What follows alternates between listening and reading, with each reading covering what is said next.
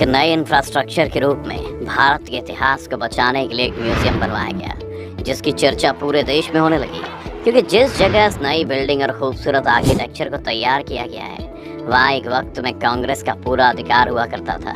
ऐसा इसलिए क्योंकि वहाँ पर आज तक प्रधानमंत्री के नाम पर सिर्फ नेहरू के कामों की प्रदर्शनी होती थी, जो कि देश में आज़ादी के बाद के अन्य प्रधानमंत्रियों के कामों को सम्मान न मिलने वाली बात थी। इसीलिए मोदी गवर्नमेंट ने उस जगह को नेहरू मेमोरियल हॉल से बदलकर पीएम म्यूजियम यानी प्रधानमंत्री संग्रहालय के नाम से बदल दिया।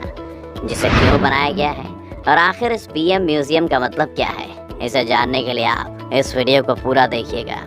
दोस्तों, अगर आपको भी म्यूजियम एक बोरिंग जगह लगती है तो आप इस वीडियो को पूरा देखिए, क्योंकि हम जिस पीएम म्यूजियम के बारे में बताने जा रहे हैं वो काफ़ी इंटरेस्टिंग है।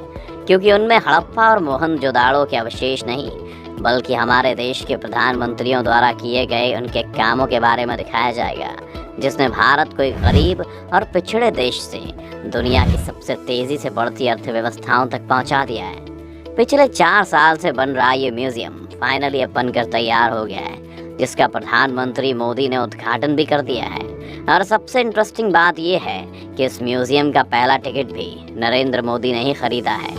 अब समझने वाली बात यह है कि यहाँ इस बात को लेकर कंट्रोवर्सी यानी विवाद हो रहा था कि आखिर इसे नेहरू म्यूजियम की जगह क्यों बनवाया गया, जबकि दिल्ली में ऐसी बहुत सी जगहें हैं जहाँ इसे प्रधानमंत्री संग्रहालय को बनवाया जा सकता था। अब अगर देखें कि देश में इस नए संग्रहालय की ज़रूरत क्यों पड़ी, तो पूरी दुनिया के अलग अलग देशों में अपने पॉलिटिकल लीडर्स या देश के राष्ट्रपति या प्रधानमंत्री को याद करने का एक अलग ही तरीका देखने को मिलता है। जैसे अमेरिका में सारे प्रेसिडेंट की बड़ी बड़ी पेंटिंग्स को व्हाइट हाउस में ही लगाया गया है। इसके अलावा चाइना और रशिया ने भी अपने राष्ट्राध्यक्षों के लिए एक म्यूजियम बनवा रखा है। भारत में भी ऐसा ही करने की कोशिश तब होती है जब 1964 में देश के पहले प्रधानमंत्री की मौत होती है। प्रयास में होता यूं है कि नेहरू उस समय बतौर प्रधानमंत्री जिस सरकारी आवास में रह रहे थे, उसे ही नेहरू मेमोरियल के नाम से एक म्यूजियम और एक लाइब्रेरी में बदल दिया गया, जिसमें नेहरू की सारी चीज़ें सहेज कर रखी गई थी। आज़ादी से पहले ये जगह ब्रिटेन के कमांडर इन चीफ का घर हुआ करता था, जिसे बाद में 3 मूर्ति भवन के नाम से नेहरू को रहने के लिए दे दिया गया था। ये मेमोरियल आज़ादी के बाद से ही इसलिए भी खास रहा है क्योंकि ये घर भारत में हिस्ट्री रिसर्च का एक बहुत बड़ा सेंटर बन चुका है। लेकिन जब देश में मोदी सरकार की एंट्री होती है तो उसके 1 साल बाद यानी कि 2015 में ये आइडिया मोदी जी रखते हैं कि ज़रूरी है कि इस नेहरू मेमोरियल को सारे प्रधानमंत्रियों के नाम पर बनाया जाए। जिसके बाद 2018 में इस आइडिया पर काम करना भी शुरू हो गया और फाइनली ये इस साल तैयार हुआ।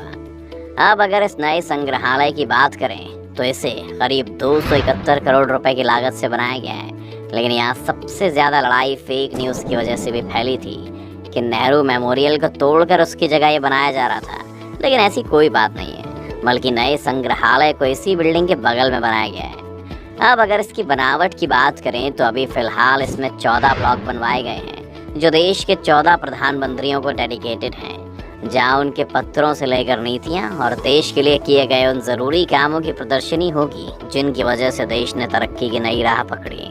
प्रधानमंत्रियों के बारे में जानकारी लेने के लिए दूरदर्शन, फिल्म डिवीज़न, संसद टीवी, रक्षा मंत्रालय, मीडिया हाउस, प्रिंट मीडिया, विदेशी न्यूज़ एजेंसियाँ, विदेश मंत्रालय के संग्रहालयों से भी मदद ली गई है। संग्रहालय में virtual reality, multi touch, multimedia, interactive kiosk, computerised kinetic मूर्तियाँ, स्मार्टफोन एप्लीकेशन, इंटरैक्टिव स्क्रीन जैसी हाई टेक्नोलॉजी मौजूद है। प्रधानमंत्री संग्रहालय में कई गैलरी हैं। इनके जरिए स्वतंत्रता संग्राम के प्रदर्शन से शुरू होकर संविधान के निर्माण तक की कहानियाँ दिखाने की कोशिश की गई है। ब्लॉक 1 के रूप में पहचानी जाने वाली तत्कालीन 3 मूर्ति भवन को ब्लॉक 2 के रूप में पहचान रखने वाले नवनिर्मित भवन के साथ जोड़ा गया है। इन दोनों ब्लॉक्स का कुल क्षेत्रफल 15,600 वर्ग मीटर से अधिक है। क्योंकि भारत में इससे पहले 2 प्रधानमंत्रियों को छोड़कर बाकी के बारे में कोई भी जानकारी किसी भी म्यूजियम के जरिए नहीं मिल रही थी, ये भी एक कारण था कि इस म्यूजियम को सभी पीएम के लिए बनवाया गया। कहा जा रहा है कि इस म्यूजियम में जितना अतीत है उतना ही भविष्य भी है। इस म्यूजियम में 40 से अधिक गैलरी हैं और करीब 4,000 लोगों के एक साथ घूमने की व्यवस्था है। तेजी से बदल रहे भारत की तस्वीर ये म्यूजियम दुनिया को दिखाएगा। एक ऐसा अनुभव देगा कि वाकई में हम उसी दौर में जी रहे हैं, उनसे बातचीत कर रहे हैं। इस म्यूजियम में युवाओं को लाने के लिए प्रमोट किया जाएगा। अब यहाँ उन लोगों की बात करनी भी ज़रूरी है जो ये कह रहे हैं कि मोदी ने देश से नेहरू का ख़त्म करने के लिए इस म्यूजियम को ज़बरदस्ती उन्हीं के मेमोरियल के पास बनवाया है।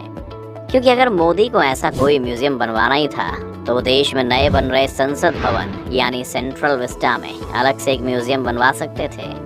लेकिन अगर मोदी की माने तो उनका इस म्यूजियम को लेकर तर्क ये है कि देश के युवा इस म्यूजियम को देखकर और सीख सकते हैं कि कैसे कोई भी साधारण परिवार से आकर देश का नेतृत्व कर सकता है। ऐसा इसलिए क्योंकि देश के कुछ प्रधानमंत्री बिल्कुल ऐसे ही आम लोगों के बीच से आए और देश के सबसे बड़े नेता बन गए, जिसके सबसे बड़े उदाहरण खुद मोदी जी हैं। इसीलिए देश को ये समझना चाहिए कि गरीब भी पीएम बन सकता है। अब ये म्यूजियम आने वाले समय में कितना ज़रूरी होता है और कितने लोगों को प्रभावित करता है, ये देखने वाली बात होगी। लेकिन देश की राजधानी दिल्ली अगर आप घूमने के लिए आते हैं और आपका ज़रा भी पॉलिटिक्स में इंटरेस्ट है तो इस म्यूजियम में ज़रूर जाइए और देखिए कि कैसे अब तक के 14 प्रधानमंत्रियों ने देश की तरक्की के लिए क्या क्या काम किया है, चाहे वो नेहरू हो, इंदिरा हो, राजीव हो, अटल बिहारी हो या खुद मोदी जी हो। आपकी इस म्यूजियम को खोले जाने के बारे में क्या